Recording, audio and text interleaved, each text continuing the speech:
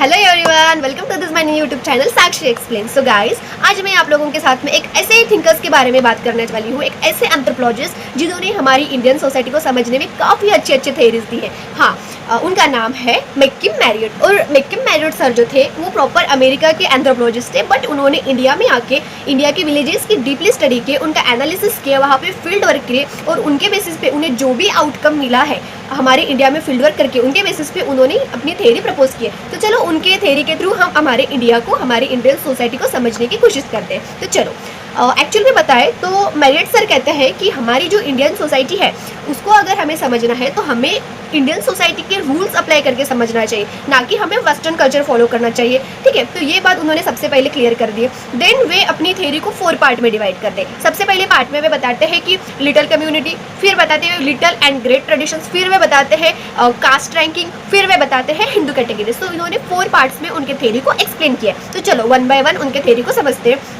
सबसे पहले बात करते हैं हम लिटिल कम्युनिटी। लिटिल कम्युनिटी क्या होता है? लिटिल कम्युनिटी यानी छोटा ग्रुप, छोटी कम्युनिटी जहाँ पे बहुत कम लोग रहते हैं, जहाँ पे उनके जो बिलीव्स है, नॉर्म्स है, कस्टम्स है, रिचुअल्स, ट्रेडिशन सब एक जैसे होते हैं, सभी लोग सेम कल्चर फॉलो करते हैं। तो इसमें आते हैं लिटिल कम्युनिटी। और आपको पता है लिटिल कम्युनिटी वाली ग्रुप की जो आइडिया है वो सबसे पहले रॉबर्ट रेडफील्ड सर ने प्रपोज किए थे। मतलब ये उनकी थ्योरी थी, बट ये जो कॉन्सेप्ट है हमारे मैरियट सर ने उनसे लिया था और उन्हीं का कॉन्सेप्ट यूज़ करके इन्होंने अपने थ्योरी में अप्लाई किए हैं। और अगर हम लिटिल कम्युनिटी के फीचर्स की बात करें तो इसमें स्मॉल साइजेस होता है, विलेजेस, ज़्यादा पॉपुलेशन नहीं होता, पोल्यूशन नहीं होता, नेचुरल होते हैं गांव बोले या फिर सभी चीज़ें, और वो माइग्रेट नहीं रहते, वो पहले से एंशिएंट टाइम से एक ही प्लेस पे एग्जिस्ट करते हैं। तो ये सब जो फीचर्स है हमारे लिटिल कम्युनिटी के हो गए। और वहाँ पे जो लोग होते हैं वो किसी पे डिपेंड नहीं रहते, वो खुद की ज़रूरतें, खुद की जितनी भी उनकी नीड्स है वो खुद फुलफिलमेंट करते हैं। तो ये सब चीज़ें हैं जो कि हमें लिटिल कम्युनिटी में बताते हैं, जहाँ पे लोग सेल्फ सफिशिएंट रहते हैं, मेजरली तो सेल्फ सफिशिएंट ही रहते हैं।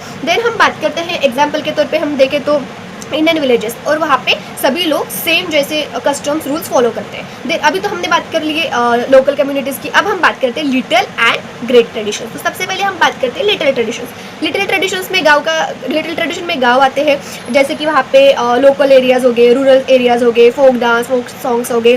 देन हम बात करते हैं local rituals, customs, same traditions, ये सब चीज़ें आ गए लोकल में। और जब हम बात करते हैं ग्रेट ट्रेडिशंस की, तो ग्रेट ट्रेडिशंस में हमें क्लासिकल एंड एलाइट कल्चर देखने को मिलता है, जैसे कि उपनिषद हो गए और रिलीजियस टेक्स्ट हो गए या फिर वेदास हो गए।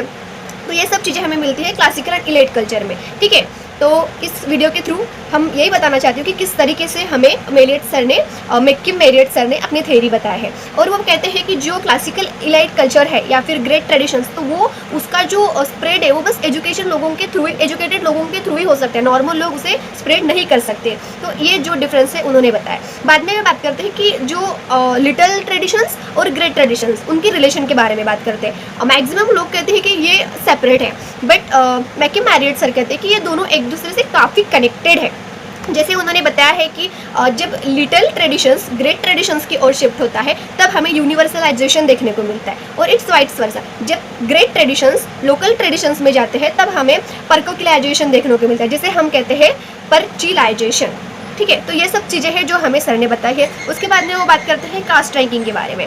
कास्ट रैंकिंग भी इंडिया का सबसे यानी बहुत एंशिएंट और समथिंग कुछ बुरी चीज़ भी आती है इसमें, लेकिन उन्होंने बहुत अच्छे से यहाँ पे एक्सप्लेन कर रहे हैं। वह कहते हैं कि कास्ट रैंकिंग में प्योरिटी एंड पोल्यूशन 2 पार्ट्स होते हैं। तो उन्होंने कहा अपर कास्ट को उन्होंने प्योर कहा, और जो लोअर कास्ट है उनको उन्होंने इम्प्योर कहा। मतलब जब वो सोसाइटी की स्टडी करते थे तब वहाँ पे ऐसी समझ थी, वैसे वो उनके थ्योरी के थ्रू हमें बताते हैं। देन में कहते हैं कि ये सब तो ठीक है, अपर कास्ट और लोअर कास्ट को वो प्योर एंड इम्प्योर करते हैं, लेकिन हर जगह पे सेम ये सब मतलब सेम बातें नहीं होती थी, ये डिपेंड करता था सिचुएशन और प्लेस पे।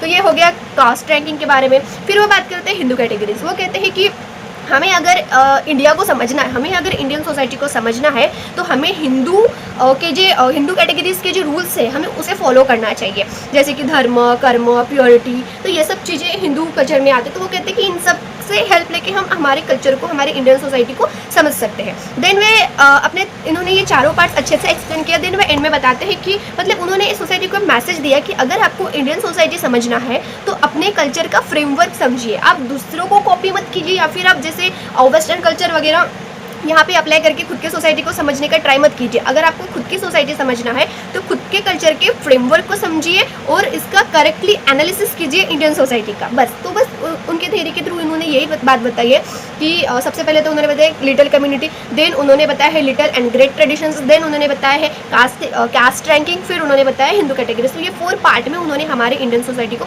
बहुत ही अच्छे तरीके से हमें समझाया है, और आई होप कि मेरे वीडियो के थ्रू आपको भी ये बातें समझ में आई होगी।